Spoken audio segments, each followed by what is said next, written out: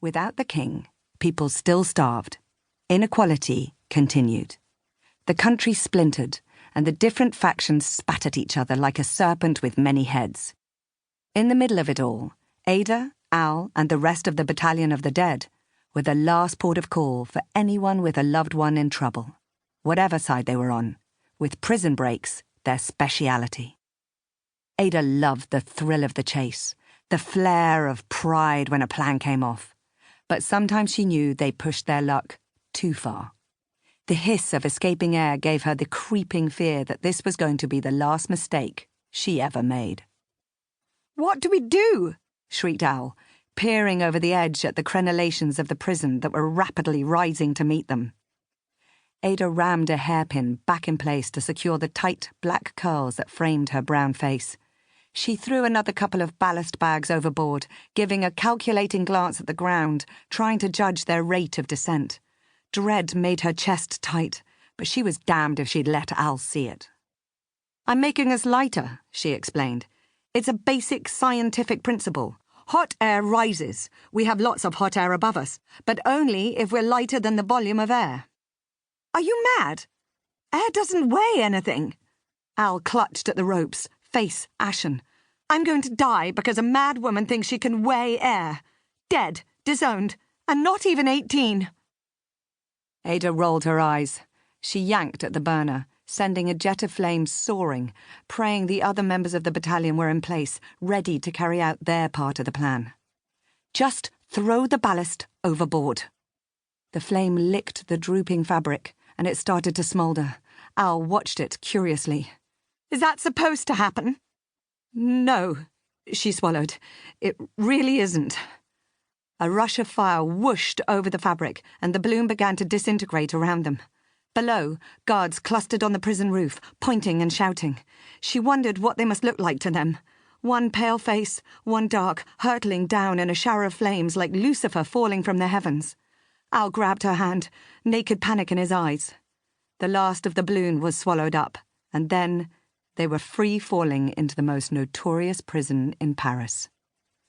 Well, they were supposed to create a distraction. Chapter 2. A room on the Quai de la Mégisserie. 10 livres. Camille lumped the stack of coins on the table. The soldier scowled. "You said 20. I also said, turn up on time and don't tell anyone you're coming.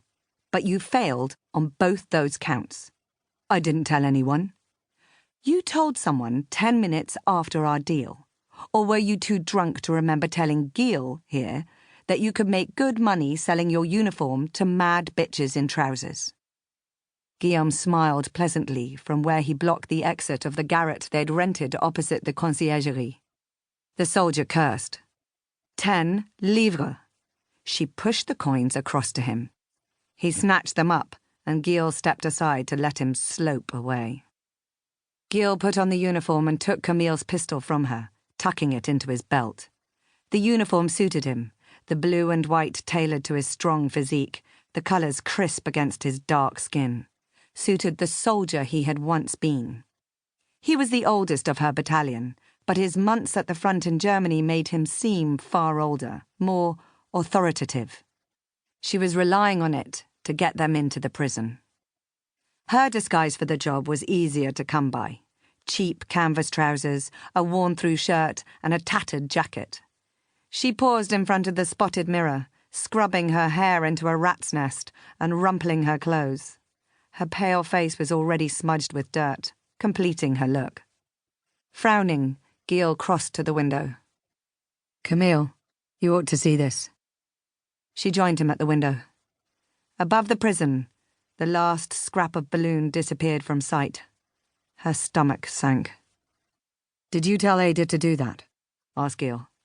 "Definitely not. I said Al should have stayed behind. He cannot be trusted with such a responsibility."